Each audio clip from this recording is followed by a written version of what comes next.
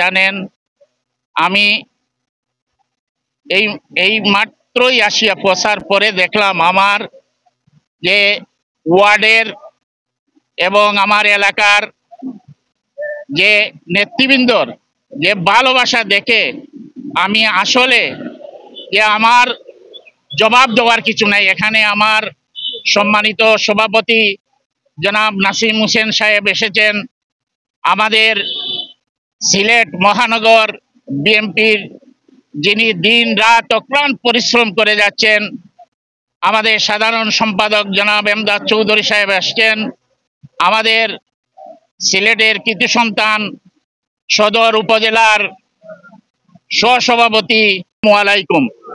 আমি বক্তব্য দিব না, বক্তব্য দিয়েছেন আমাদের সেক্রেটারি সাহেব, সভাপতি সাহেব, চেয়ারম্যান সাহেব।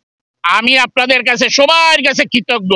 আমরা দলের প্রতি কাজ করতে হবে, আমরা শহীদ জিয়ার আদর্শ গড়া সৈনিক। মনে রাখতে হবে আমরা শহীদ জিয়ার যে নির্দেশটাকে পালন করে চলা আমাদের হাতে দরকার। আপনারা কেউ আর রোডের মাধ্যমে আপনারা এই আজকে তো জানেন পরীক্ষা চলতেছে, যার কারণে পরীক্ষার সাথে আপনারা এই কোনো হুন্ডা মরাটোরা না দিয়া আপনারা সবাইকে আমার বাড়ি যাওয়ার জন্য দাওয়াত দিচ্ছি। আপনারা সবাই ভালো থাকেন, আপনারা সবার কাছে কৃতজ্ঞ, আমার ফ্যামিলিও আপনাদের কাছে কৃতজ্ঞ। এই বলে আমার বক্তব্য। আর ব্যবসায়ী ভাইদেরকে তো ধন্যবাদ দিবই, ব্যবসায়ী ভাই আমাদের এলাকার সবাইকে আমি ধন্যবাদ দিচ্ছি। এহসান মাহবুব ভাই সহ সবাই এখানে আসছেন, নাম বললে তো সব আসছেন যারা আমাকে ভালোবাসেন। আসলে যে আমি এত ভালোবাসা পাবো কখনো ভাবি নাই। আলহামদুলিল্লাহ, আমিও আপনাদেরকে ভালোবাসবো। এই বলে আমার বক্তব্য এখানে শেষ করছি। আসসালামু আলাইকুম। এই জন্যই সেই ভালোবাসার প্রমাণ আপনারা দিয়েছেন এবং আমরাও এসেছি যে উনি দীর্ঘদিন এই দলে, আমরা এসেছি ওনাকে আজকে রিসিভ করার জন্য এবং আমরা আশা রাখি যে উনি যেভাবে বিগত দিন দলের সকল কর্মকাণ্ডে সম্পৃক্ত ছিলেন, এখনো 1 মাস সফর শেষে দেশে এসে আগামীতে আমরা গতকালকে বিজয় র্যালি দিয়েছি, সেটি হচ্ছে জুলাই আগস্টের আমরা এই ফ্যাসিবাদী সরকারের পতন ঘটিয়েছিল 2024-এর 5ই আগস্ট এবং আমাদের বাংলাদেশ জাতীয়তাবাদী দলের মাসব্যাপী কর্মসূচি ছিল ছাত্র দল, যুব দল, স্বেচ্ছাসেবক দল এবং বিএনপির কর্মসূচির শেষ কর্মসূচি ছিল 6ই আগস্ট জেলায় জেলায় এবং বিভাগীয় শহরে। আমরা গতকালকে বাংলাদেশ জাতীয়তাবাদী দল কেন্দ্র ঘোষিত জেলা এবং মহানগর বিএনপির আমাদের বিশাল বিজয় র্যালি অতি দুর্যোগপূর্ণ আবহাওয়ার মধ্যে আমাদের হাজার হাজার নেতাকর্মী উপস্থিত হয়েছেন।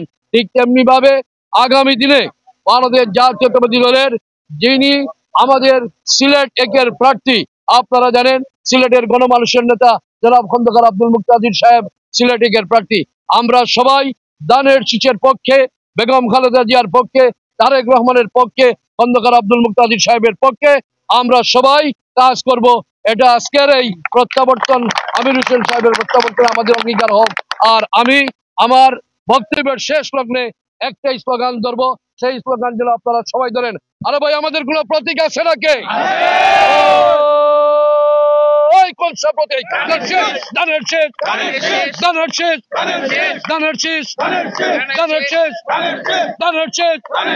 চারিদিকে ধানের শেখ শুরু উঠেছে, রব উঠেছে ধানের শেখ, ধানের শেষ পাড়ায় পাড়ায়, গ্রামে গ্রামে ধানের শেষ, ধানের শেষ। সকলকে অসংখ্য ধন্যবাদ।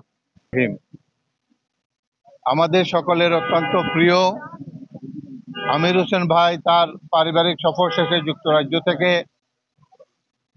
যুক্তরাষ্ট্র থেকে 1 মাস সফর শেষে দেশে এসেছেন। আমির হোসেন ভাই অত্যন্ত জনপ্রিয় এবং সকলের কাছে পছন্দনীয় ব্যক্তি হিসাবেই আমরা আজকে ওনাকে সকলে রিসিভ করতে এসেছে। আমরা বিশ্বাস করি বিগত দিনে আমির হোসেন ভাই যেভাবে এই বিএনপির অঙ্গনে আমাদের সকলের সাথে মিলে যেভাবে রাজনৈতিক সকল কর্মকাণ্ডে অংশগ্রহণ করেছিলেন, আগামীতেও একইভাবে তিনি তার কার্যধারা পরিচালিত করবেন। আমার আজকের এই উপস্থিতি এটাই প্রমাণ করে আমাদের পারিবারিক সম্পর্কের চেয়েও রাজনৈতিক সম্পর্ক অনেক অনেক শক্তিশালী। আমরা সকলে পারিবারিক ভাবেও অনেক ক্ষেত্রে দ্বিমত পোষণ করি আমাদের রাজনৈতিক সম্পর্কের কারণে।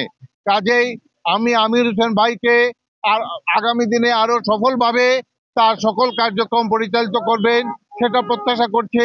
এবং আগামী দিনে আমাদের আপনারা নিশ্চয়ই শুনেছেন ইতিমধ্যেই নির্বাচনের একটা তারিখের ঘোষণা চলে আসছে। আমরা এখন থেকেই প্রতিটি পর্যায়ে ধানের শীষের প্রতীকের কার্যক্রমে আমরা নিজেদেরকে নিয়োজিত করব, সেই আশা প্রত্যাশা ব্যক্ত করে আমি আমার বক্তব্য শেষ করছি।